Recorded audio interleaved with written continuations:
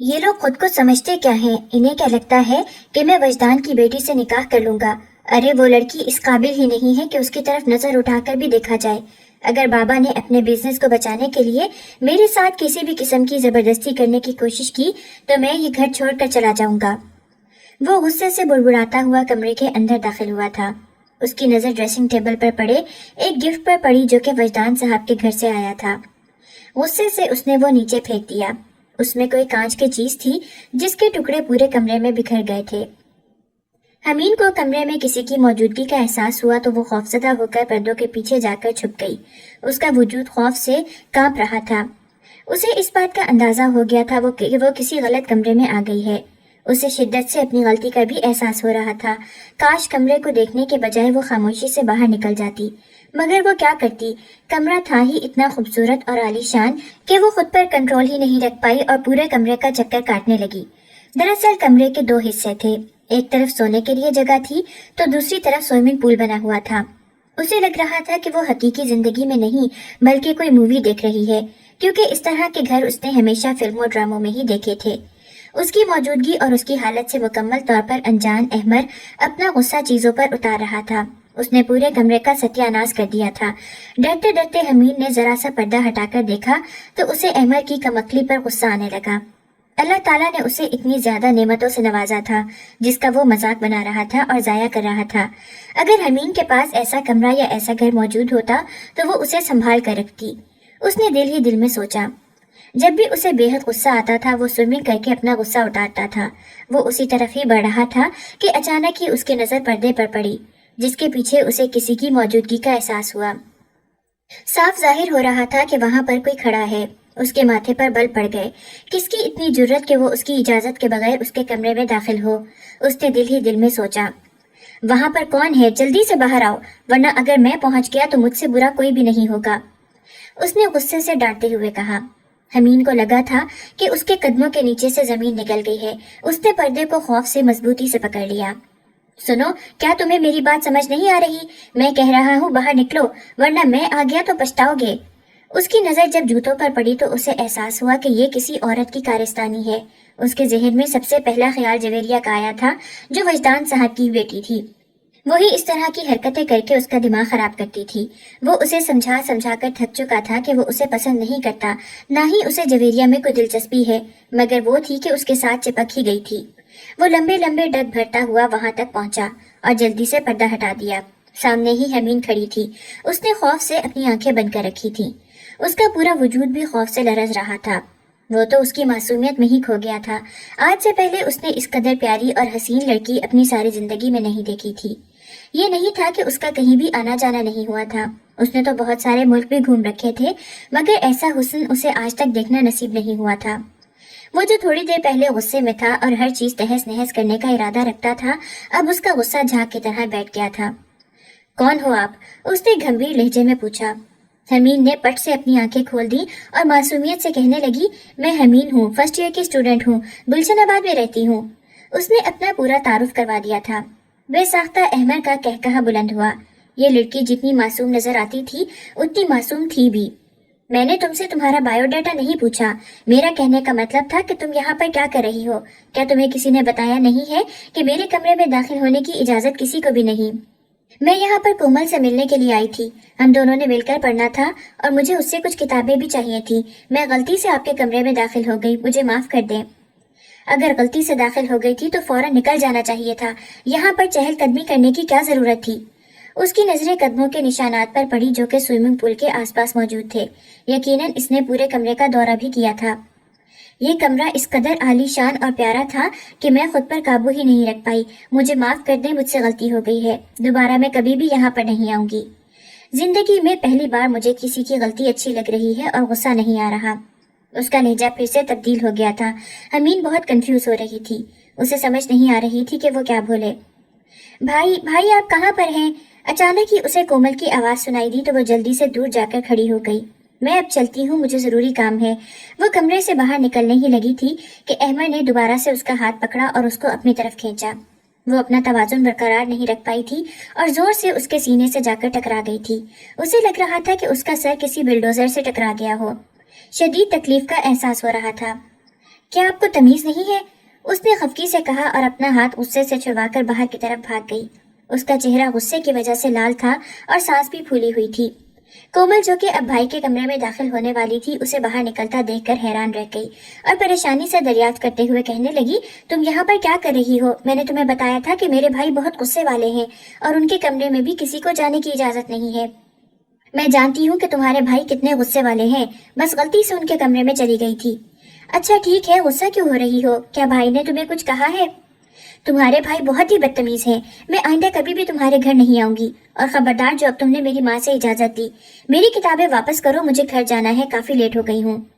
ٹھیک ہے یار، ٹھیک ہے، نارمل ہو جاؤ، میں تمہاری کتابیں واپس کر دیتی ہوں، چلو میرے ساتھ۔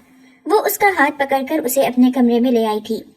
جب تھوڑا سا وقت گزرا اور حمید نارمل ہوئی تو کومل نے اس سے دوبارہ دریافت کیا، اب مجھے بتاؤ کہ اصل مسئلہ کیا ہے، کیونکہ جتنے غصے میں تم لگ رہی ہو صاف ظاہر ہو رہا ہے کہ تمہاری اور بھائی جان کی لڑائی ہوئی ہے۔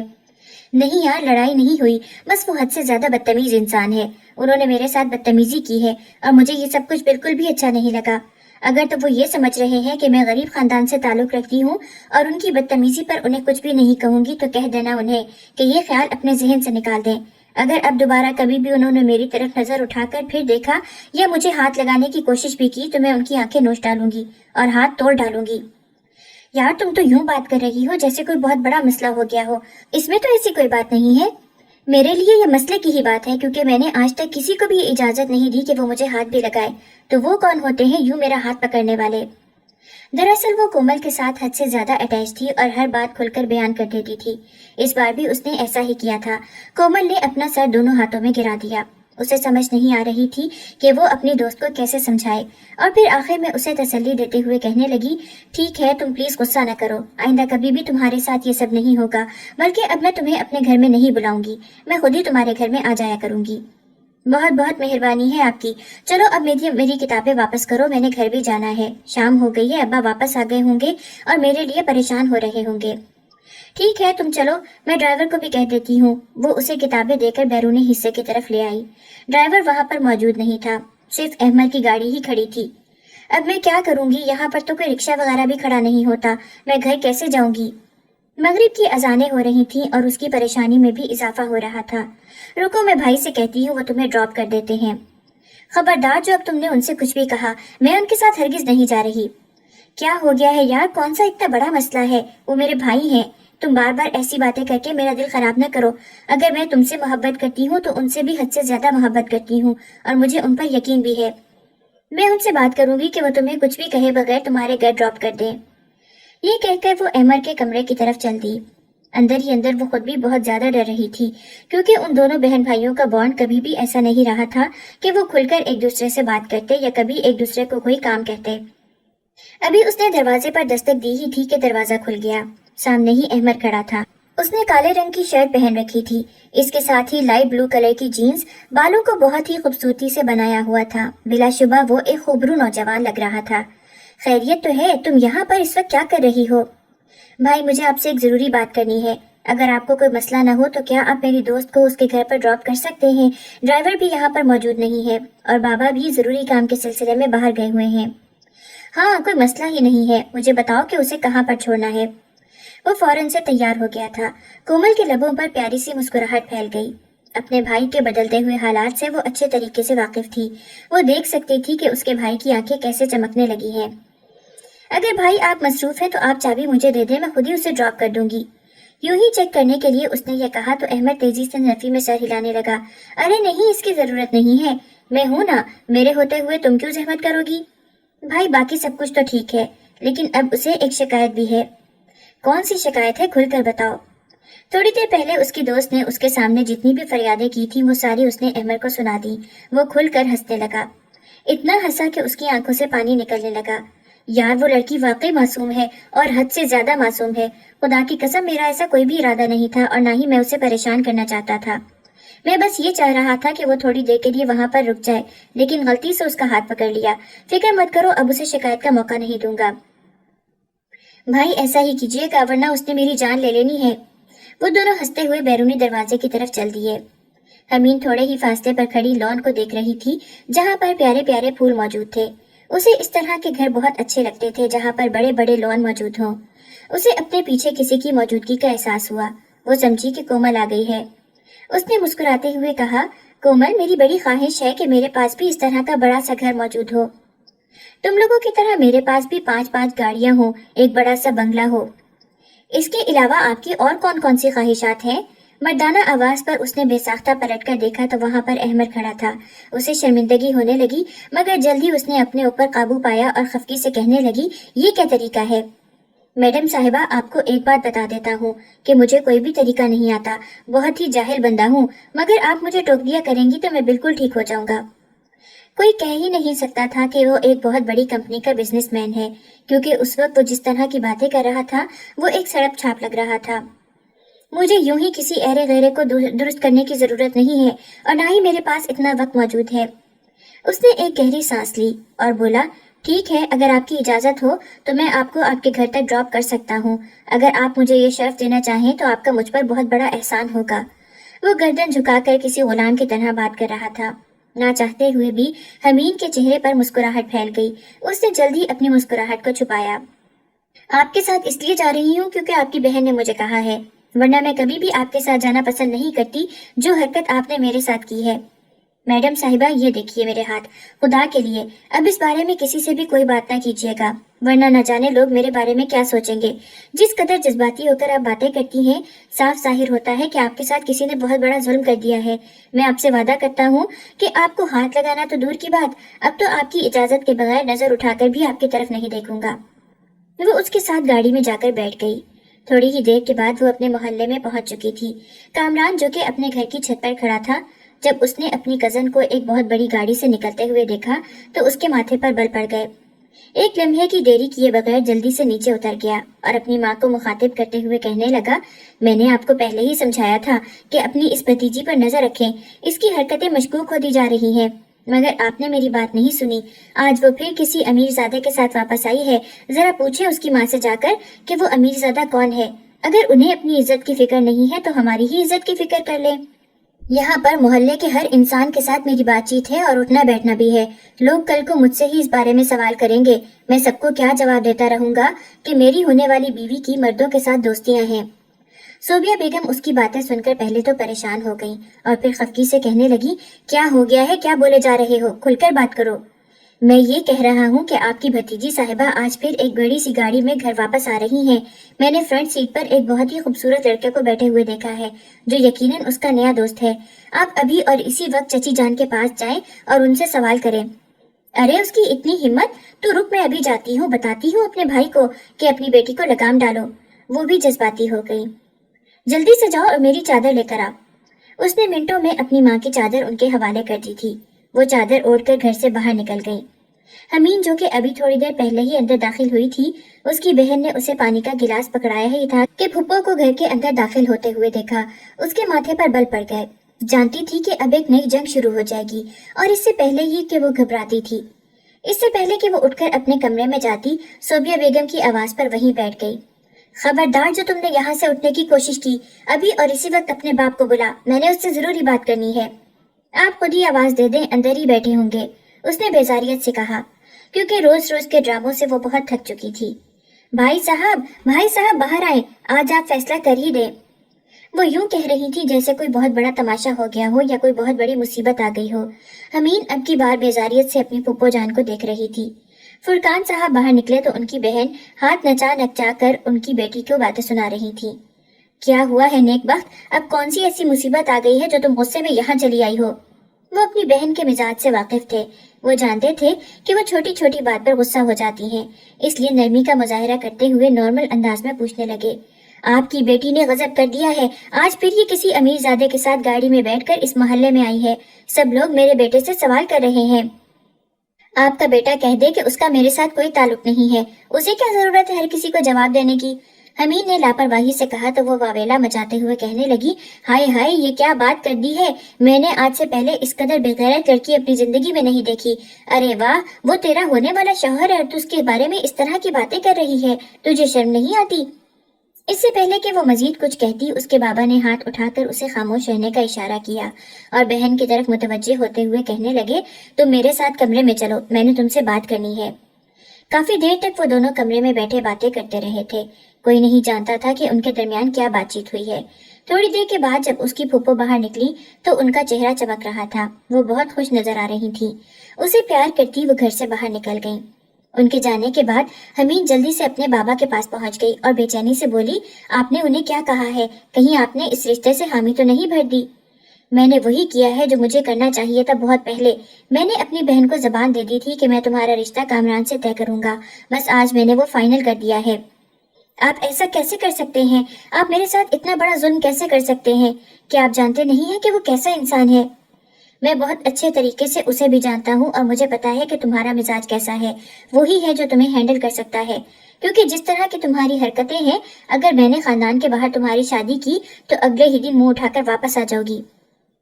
فی الحال یہ ساری باتیں چھوڑو اور مجھے بتاؤ کہ تم آج گھر کس کے ساتھ واپس آئی ہو؟ کیا میں نے تمہیں سمجھایا نہیں تھا کہ کچھ بھی ہو اب تم نے کومل کے گھر نہیں جانا، کیونکہ ہم دونوں خاندانوں میں زمین آسمان کا فرق ہے، ہم ان کی برابری نہیں کر رہے۔ بابا وہ میری بہت اچھی دوست ہے، ہر بار وہ میرے کام آتی ہے، یونیورسٹی میں بھی اس کی وجہ سے میرا داخلہ ہوا تھا، اس کے مجھ پر بے حد سے زیادہ احسانات ہیں، بدلے میں وہ مجھ سے صرف ایک مطالبہ کرتی ہے کہ میں پڑھائی میں اس کی مدد کر دوں، کیا میں اتنا بھی نہیں کر سکتی؟ نہیں، تم اتنا بھی نہیں کر سکتی ہو۔ اگلی بار اگر وہ تم سے کوئی اس طرح کا مطالبہ کرے تو صاف کہہ دو کہ مجھے میرے بابا کی طرف سے اجازت نہیں ہے، خبردار جو اب کبھی تم اس کے گھر گئی یا اس سے رابطہ رکھنے کی کوشش کی۔ میں نے اپنی بات کہہ دی ہے اور اب میں مزید کسی کی کوئی بات نہیں سنوں گا، تم یہاں سے جا سکتی ہو۔ وہ بے یقینی سے اپنے بابا کو دیکھ رہی تھی۔ اس نے کچھ کہنے کے لیے منہ کھولا لیکن الفاظ ادا ہی نہیں کر سکی۔ آنکھوں سے تیزی سے آنسو بہ رہے تھے اور دماغ میں کامران کا چہرہ گھوم رہا تھا، جو حد سے زیادہ بے غیرت انسان تھا۔ سب لڑکیوں کو پریشان کرنا، چوریاں کرنا، یہی اس کی عادتیں تھیں، جس سے سب لوگ ہی اس سے خائف رہتے تھے۔ وہ تو اس سے حد سے زیادہ نفرت کرتی تھی۔ رات کا وقت تھا، احمد اپنے کمرے میں ٹہل رہا تھا اور اسی لڑکی کے بارے میں ہی سوچ رہا تھا۔ اس نے فیصلہ کیا تھا کہ بہت جلد اپنی ماما جان سے بات کرے گا اور انہیں بولے گا کہ وہ اس کے گھر رشتہ لے کر جائیں، کیونکہ تھوڑی دیر پہلے ہی کومل اسے بتا کر گئی تھی کہ حمین کی شادی اس کے گھر والے زبردستی اس کے کزن سے کروا رہے ہیں۔ دروازے پر دستک ہوئی تو اس نے اندر آنے کی اجازت دے دی۔ آج کے بعد تو یہ دروازہ ہر کسی کے لیے ہی کھل گیا تھا، کیونکہ یہاں حمین قدم رکھ چکی تھی۔ برخودار، خیریت تو ہے؟ آج تم نے بات کرنے کے لیے اسٹڈی روم کا نہیں کہا بلکہ اپنے کمرے میں ہی آنے کی اجازت دے دی ہے۔ وہ اس کے بابا جان تھے، اپنے بیٹے کی عادتوں سے واقف تھے۔ بس بابا جان، مزاج میں تھوڑی سی تبدیلی آ گئی ہے، اللہ کرے یہ تبدیلی اچھی ثابت ہو۔ خیر، مجھے تم سے ایک ضروری بات کرنی تھی۔ کل ہی جویریہ کے گھر والے رسم کرنے کے لیے آ رہے ہیں، میں سوچ رہا ہوں کہ تم دونوں کی ایک چھوٹی سی منگنی کی تقریب رکھوا دیتا ہوں، تاکہ پوری بزنس کلاس کو اس بارے میں پتہ چل جائے کہ میں نے تمہارا رشتہ وجدان کی بیٹی سے طے کر دیا ہے۔ اس طرح سے نہ صرف ہماری رشتہ داری بھی مضبوط ہو جائے گی بلکہ کمپنی میں بھی ہمیں کافی فائدہ پہنچے گا۔ اس نے اپنے باپ کی بات تحمل سے سنی اور سخت لہجے میں کہنے لگا، میں نے آپ کو پہلے ہی سمجھایا تھا کہ مجھے اس کی ذات میں کوئی دلچسپی نہیں ہے۔ اگر آپ نے میرے ساتھ زبردستی کی تو میں یہ گھر چھوڑ کر چلا جاؤں گا۔ تم یہ گھر چھوڑ کر کہاں پر جاؤ گے؟ کیا تمہارے پاس کوئی اور ٹھکانہ موجود ہے؟ جہاں تک مجھے پتا ہے کہ تمہارے سارے کارڈز میرے ہی بینک اکاؤنٹ پر چل رہے ہیں۔ اگر میں نے تمہارے سارے کارڈز بند کروا دیے تو تم اپنے لیے ایک ٹافی بھی نہیں خرید سکو گے۔ تم مکمل طور پر مجھ پر انحصار کرتے ہو، میرے ہی بلبوتے پر تم اتنا اکڑ رہے ہو اور بدلے میں مجھے ہی آنکھیں دکھاتے ہو۔ میں اپنا فیصلہ تمہیں سنا چکا ہوں اور اسی کے مطابق ہی تم کام کرو گے۔ اگر تمہیں میرا فیصلہ نہیں ماننا تو دروازے کھلے ہوئے ہیں، تم یہ گھر چھوڑ کر جا سکتے ہو، مگر پھر واپسی ممکن نہیں ہو پائے گی۔ آپ اس قدر ظالم کیسے ہو سکتے ہیں؟ کیا آپ کے نزدیک میرے جذبات کی کوئی قدر نہیں ہے؟ میں نہیں جانتا کہ تم کس سے دل لگا بیٹھے ہو اور نہ ہی مجھے یہ سب جاننے میں کوئی دلچسپی ہے۔ میں تمہیں بس یہ سمجھانا چاہ رہا ہوں کہ دل لگانا بری بات نہیں ہے۔ تم اگر چاہو تو 100 لڑکیوں سے بھی باتیں کرو، ان کے ساتھ وقت گزارو، لیکن شادی آخر میں تمہاری جویریہ سے ہی ہوگی، کیونکہ میں اس خاندان کے لیے ایک اچھی اور پڑھی لکھی بہو لانا چاہتا ہوں۔ بابا جان، وہ بھی بہت اچھی ہے، خاندانی ہے اور پڑھی لکھی ہے، آپ ایک بار اس سے مل کر تو دیکھیں۔ بے ساختہ اس کے منہ سے نکل گیا، کون ہے وہ؟ کیا وہ ہمارے مقابلے کی ہے؟ میں سمجھا نہیں آپ کی بات کو، اس نے ناسمجھی سے پوچھا۔ اس میں کوئی بھی مشکل بات نہیں ہے، میں تم سے پوچھ رہا ہوں کیا اس کا فیملی بیک گراؤنڈ ہمارے جیسا ہے؟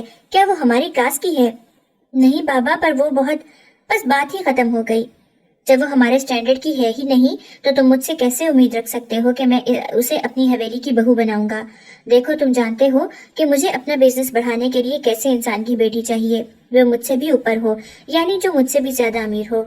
मुझसे ये उम्मीद न रखना कि मैं तुम्हारी शादी किसी एक गरीब बाप की बेटी से करूंगा। आप साफ अल्फाज में क्यों नहीं कहते कि आप अपना मकसद हासिल करने के लिए मुझे इस्तेमाल कर रहे हैं? बाबा, आप इस कदर जालिम कैसे हो सकते हैं? देखो, तुमने जो समझना है समझो। मैं अपना फैसला तुम्हें समझा चुका हूँ और बस उसी के मुताबिक ही तुमने काम करना है। कल ही मैं उन लोगों को बुला रहा हूँ और मंगनी की छोटी सी तकरीब होगी। बाप की बात सुनकर उसने एक गहरी सांस ली और खामोश हो गया। जानता था कि वो कुछ भी नहीं कह सकता और ना ही वो ये घर छोड़ने की जुर्रत कर सकता था। उसके पास वाकई कुछ भी नहीं था। अब सबसे पहले उसने अपने बाप का एतमाद हासिल करना था ताकि वो उस पर यकीन करने लगे और जायदाद अपने नाम करवानी थी। ये सब करने के बाद ही वो अपने लिए कोई फैसला ले सकता था और इस दौरान वो मजबूर हो गया था कि जवेरिया से मंगनी कर ले। उसके बाबा जान पहले ही सारी तैयारियां कर चुके थे। शाम के वक्त उसे होटल ले जाया गया। वो उस वक्त स्टेज पर जवेरिया के साथ बैठा हुआ था। उसके माथे पर बल पड़े हुए थे। वो बिल्कुल भी खुश नजर नहीं आ रहा था। सब लोग उसके बारे में बातें कर रहे थे, मगर उसे तो जैसे किसी चीज की कोई फिक्र ही नहीं थी। जवेरिया को भी अब बोरियत होने लगी थी। वो बेचैनी से कहने लगी, ये क्या तरीका है? अपने चेहरे पर मुस्कुराहट लाओ। सब ये समझ रहे हैं कि तुम जबरदस्ती यहाँ पर बैठे हुए हो। सब ठीक समझ रहे हैं। मुझे यहाँ पर जबरदस्ती ही बिठाया गया है, वरना तुम भी जानती हो कि मैं तुमसे कितनी नफरत करता हूँ। खैर, तुम्हारी नफरत करने का कोई भी फायदा नहीं हुआ, क्योंकि अभी हम दोनों का निकाह हो रहा है। तुम चाहकर भी इनकार नहीं कर सकते। उसकी बात सुनकर वो अपनी जगह पर उठ खड़ा हुआ। जल्दी उसे अपनी गलती का एहसास हुआ। वो दोबारा से बाहर गया और गुर्राते हुए कहने लगा, तुमने क्या कहा? फिर से कहो। मैंने वही कहा जो कहना चाहिए था। तुम्हें पता नहीं है कि आज हम दोनों का निकाह होने वाला है? अरे वो देखो, मौलवी साहब भी आ गए हैं। तुम्हारे बाबा भी साथ ही मौजूद हैं। ऐसा नहीं हो सकता। बाबा मेरे साथ इतना बड़ा मजाक कैसे कर सकते हैं? उन्होंने तो मुझे बताया था कि मेरी मंगनी होगी। जो कुछ होना था वो तो हो ही गया है। अब पछताने का कोई भी फायदा नहीं है। उन दोनों का निकाह हो चुका था। जवेरिया उसकी बीवी बन चुकी थी। अहमद का बस नहीं चल रहा था कि वो सारी दुनिया को आग लगा दे। उसके सारे अरमान मर चुके थे। उसकी सारी ख्वाहिशात दम तोड़ चुकी थी। वो अपने बाप के हाथों एक कठपुतली बनकर रह गया था। काश वो उस वक्त सारी जायदाद अपने नाम लगवा लेता जब उसके बाप ने पहली बार उससे कहा था। दरअसल उसकी वजह से बिजनेस बुलंदी की ऊंचाइयों पर पहुंच गया था। ये आज से तकरीबन 4 साल पहले की बात थी, जब उसके बाबा जान ने उसे कमरे में बुलाया था और मुस्कुराते हुए कहा था, आज तुम मुझसे जो भी मांगोगे मैं तुम्हें देने के लिए तैयार हूँ। अगर तुम ये कहोगे कि मैं अपना सारा बिजनेस तुम्हारे नाम कर दूं तो मुझे इस पर भी कोई एतराज नहीं है। तब उसने इंतहाई आजिज़ी का मुजाहिरा किया था और अपने बाप को कहा था कि जो कुछ आपका है वो मेरा ही है। मैं चाहता हूँ कि जब तक आप मौजूद हैं तब तक सब कुछ आपके हाथ में ही रहे। मैं आपसे वो अथॉरिटी नहीं लेना चाहता। काश उस दिन उसने ये बात न कही होती तो आज उसे इस तरह की सूरत हाल का सामना न करना पड़ता, मगर अब वक्त गुजर चुका था। अब उसके पास कुछ भी नहीं था। निकाह ही नहीं हुआ बल्कि रुखसती भी हो गई। वजदान साहब ने सारी दुनिया को ये बताया था कि वो कोई भी हल्ला गुल्ला नहीं चाहते, बल्कि वो सादगी से अपनी बेटी का निकाह करना चाहते हैं और इस शादी पर जितना भी खर्चा होना था वो सारे पैसे यतीम खाने को जाएंगे। सब लोग वाह वाह कर रहे थे और उनकी तारीफें कर रहे थे, लेकिन कोई भी अंदर की बात नहीं जानता था। जवेरिया उस वक्त बेड पर बैठी ड्राई फ्रूट से नबट आजमा हो रही थी। उसके लबों पर मुस्कुराहट फैली हुई थी जब वो कमरे के अंदर दाखिल हुआ और उस लड़की को इस्तेहकाक से अपने बिस्तर पर बैठे हुए देखा तो एक गहरी सांस ली। तो फिर आपको कैसा महसूस हो रहा है हारते हुए? मुझे मुंह न लगाओ, फिलहाल मैं बहुत गुस्से में हूँ। मैं नहीं चाहता कि तुम्हारा वो हशर करूँ जिस पर बाद में मैं खुद भी पछताता रहूँ। क्या आपको लगता है कि आप मेरा कुछ बिगाड़ सकते हैं? मुझ पर हाथ उठाना तो दूर की बात, आप मुझसे गुस्से से देख भी नहीं सकते। मैं आपके बाबा को जाकर शिकायत लगा दूंगी। वो उसके साथ बहस कर रही थी जब अचानक ही उसकी तबीयत खराब होने लगी। वो भागी हुई वॉशरूम में गई। उसे वॉमिटिंग हो रही थी। उसकी हालत देखकर एक लम्हे के लिए अहमद भी परेशान हो गया। जब वो वहां पर गया तो देखा वो बेहोश जमीन पर पड़ी हुई थी। या अल्लाह, मुझे सब्र अजीम अता फरमा। उसने दिल ही दिल में दुआ की और उसे लेकर गाड़ी की तरफ बढ़ गया। अस्पताल में जाकर उसे जो खबर मिली उसे लगा था कि कदमों के नीचे से जमीन निकल गई है। उसका गुस्सा उरूज पर था। उसी लम्हे बाप को कॉल करके अस्पताल में बुलाया और रिपोर्ट उनके मुंह पर मारते हुए कहा, ये सब क्या है? क्या आपने मुझे इतना बेगैरत समझा हुआ था? आपको लगता था कि मैं इस औरत से निकाह कर लूंगा और इसे सारी जिंदगी अपनी बीवी बनाकर रखूंगा? दरअसल वो उसकी प्रेगनेंसी की रिपोर्ट थी। वो खुद बहुत ज्यादा हैरान थे। उन्हें भी यकीन नहीं आ रहा था بیٹا میری بات کا یقین کرو، مجھے خود نہیں پتا کہ یہ سب کیا ہے۔ میں کیسے آپ کی بات کا یقین کروں؟ آپ کی وجہ سے میری زندگی خراب ہو گئی ہے۔ آپ کو اندازہ بھی ہے کہ اس وقت میں کتنی ذہنی اذیت سے گزر رہا ہوں۔ ساری زندگی میں نے پاکیزگی میں گزار دی، کبھی کسی عورت کی طرف نظر اٹھا کر بھی نہیں دیکھا، اور بدلے میں آپ نے اس جیسی عورت کو میری زندگی میں شامل کر دیا۔ دیکھو میری بات سمجھنے کی کوشش کرو، جو کچھ ہونا تھا وہ تو ہو ہی گیا ہے، اب ہم اسے تبدیل نہیں کر سکتے۔ میں تبدیل کر سکتا ہوں، میں آج اور اسی وقت اسے طلاق دے دوں گا، اسے اپنی زندگی سے بے دخل کر دوں گا۔ تم ایسا کچھ بھی نہیں کرو گے، بلکہ اس وقت تک کچھ بھی نہیں کرو گے جب تک ہم اپنی کمپنی کو… اس سے پہلے کہ وہ بات مکمل کرتے وہ چیختے ہوئے کہنے لگا، بس بہت ہو گیا ہے، مجھے آپ کی کمپنی سے کوئی لینا دینا نہیں ہے، مجھے اب صرف اور صرف اپنی عزت کی پرواہ ہے۔ دیکھو میری بات سنو، اس کے باپ نے ہمارے ساتھ دھوکہ دیا ہے تو ہم بدلہ لیے بغیر نہیں چھوڑ سکتے۔ دھوکے سے میں وہ سارے شیئرز اپنے نام کروا لوں گا، پھر تم بھی اس لڑکی کو طلاق دے دینا، تب تک تم نے اسے برداشت کرنا ہے، اور مجھے یقین ہے کہ تم کر لو گے۔ یہ کہہ کر وہ اس کے کندھے کو تھپکتے ہوئے وہاں سے چلے گئے تھے۔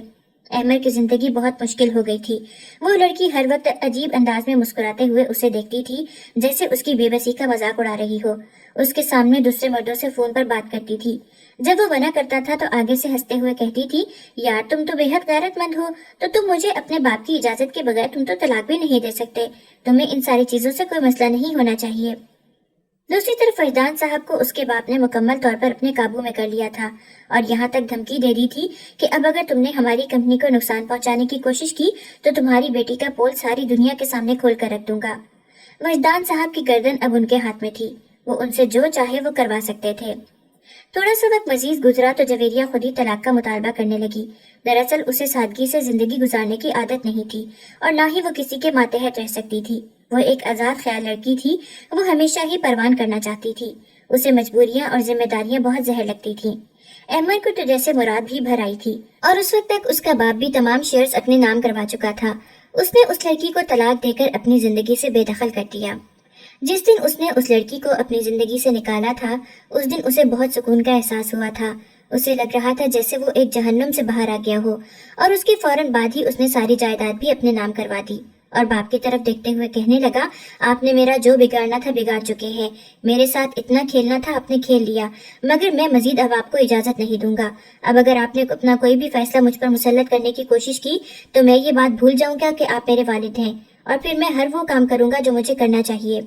بیٹے کی باتیں سن کر وہ خاموش ہو گئے تھے، کیونکہ انہیں بھی اپنی غلطی کا احساس تھا۔ انہوں نے کبھی بھی ایسا نہیں سوچا تھا کہ ان کے بیٹے کو ایک غلط عورت ملے، مگر قسمت سے کون لڑ سکتا ہے؟ جو کچھ لکھا ہو وہ تو ہو کر ہی رہتا ہے۔ انہوں نے بھی بس اپنے نصیب کو قبول کیا تھا، اور بیٹے سے بھی یہی توقع کر رہے تھے کہ وہ اپنی قسمت کو قبول کر لے۔ حمین کا رو رو کر برا حال تھا۔ اس کی شادی کے دن قریب آ رہے تھے۔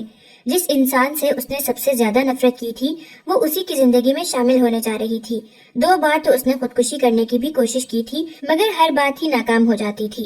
احمد اس کے گھر گیا تھا اور اس کے باپ سے بات کی تھی، مگر جب اسے پتا چلا کہ اس کی محبوبہ کی تو شادی کا دن 1 ہفتے کے بعد ہے تو اسے لگا کہ قدموں کے نیچے سے زمین نکل گئی ہے۔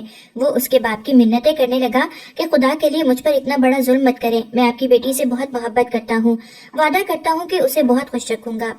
مگر وہ کچھ بھی سننے کے لیے تیار نہیں ہو رہے تھے۔ انہیں امیر زادوں سے بہت خوف محسوس ہوتا تھا۔ اس کی ایک وجہ یہ بھی تھی کہ بہت پہلے انہوں نے اپنی بہن کی شادی ایک امیر گھر میں کی تھی، مگر ان ظالموں نے اسے کمتر سمجھا تھا۔ اس پر ظلم کے اتنے پہاڑ ڈھائے تھے کہ وہ اس دنیا سے ہی رخصت ہو گئی تھی۔ وہ چاہتے تھے کہ ان کی بیٹی کے ساتھ اس طرح کا ظلم نہ ہو۔ حمین سٹیج پر بیٹھی ہوئی تھی اور بارات آنے کا انتظار کر رہی تھی۔ کافی دیر گزر چکی تھی، لیکن ابھی تک بارات کا کوئی نام و نشان نہیں تھا۔ اس کے بابا کو فکر ہونے لگی تھی۔ تھوڑی ہی دیر کے بعد جب انہوں نے احمد کو ہال کے اندر داخل ہوتے ہوئے دیکھا تو انہیں ساری کہانی سمجھ میں آ گئی۔ اگر آپ چاہیں تو آپ کی عزت بچانے کے لیے میں آپ کی بیٹی سے نکاح کر سکتا ہوں، اپنے ہونے والے سسر صاحب کی آنکھوں میں دیکھتے ہوئے اس نے شرارت آمیز لہجے میں کہا۔ تم نے جو چاہا تم نے وہ کر دکھایا، وہ گہری سانس لیتے ہوئے بولے۔ ٹھیک ہے تم اس سے نکاح کر لو، مجھے کوئی مسئلہ نہیں ہے، لیکن اگر کبھی بھی تم نے میری بیٹی کو تکلیف پہنچانے کی کوشش کی تو میں قسم اٹھا کر کہتا ہوں تمہاری اپنے ہاتھوں سے جان لے لوں گا۔ میں اپنی بیٹی سے بہت محبت کرتا ہوں، میں اس پر ظلم کرنا نہیں چاہتا تھا، میں بس یہ چاہ رہا تھا کہ وہ میری آنکھوں کے سامنے رہے۔ تو اس کا یہ مطلب تو نہیں کہ آپ اس کی شادی کسی جواری سے طے کر دیں؟ شاید آپ یہ بات بھی نہیں جانتے کہ کامران ایک بہت بڑا جواری ہے جو کہ اپنا گھر بھی ہار چکا ہے۔ میں بھی کبھی آپ کے راستے میں نہیں آتا، مگر یہ لڑکی اس قابل نہیں تھی کہ اسے ایک گھٹیا انسان کے حوالے کیا جائے۔ میں آپ سے وعدہ کرتا ہوں کہ آپ کی بیٹی سے بہت محبت کروں گا اور اس کا بہت خیال رکھوں گا، کبھی بھی اس کی آنکھ میں آنسو نہیں آنے دوں گا، اس کو وہ عزت دوں گا جس کی وہ حقدار ہے۔ دلہن کے روپ میں بیٹھی حمید حیرت سے احمد کی طرف دیکھ رہی تھی۔ تھوڑی ہی دیر کے بعد ان کا نکاح ہو گیا، وہ اسے لے کر اپنی حویلی میں واپس آ گیا۔ اس گھر میں وہ کئی بار آ چکی تھی، لیکن آج اس کا رشتہ مختلف تھا۔ پہلے وہ اشتیاق بھری نظروں سے لان اور بنگلے کو دیکھتی تھی، مگر آج وہ استحقاق بھری نظروں سے دیکھ رہی تھی۔ آج یہ سب کچھ اسی کا تھا، اس نے جو خواب دیکھا تھا وہ سچ ہو گیا تھا۔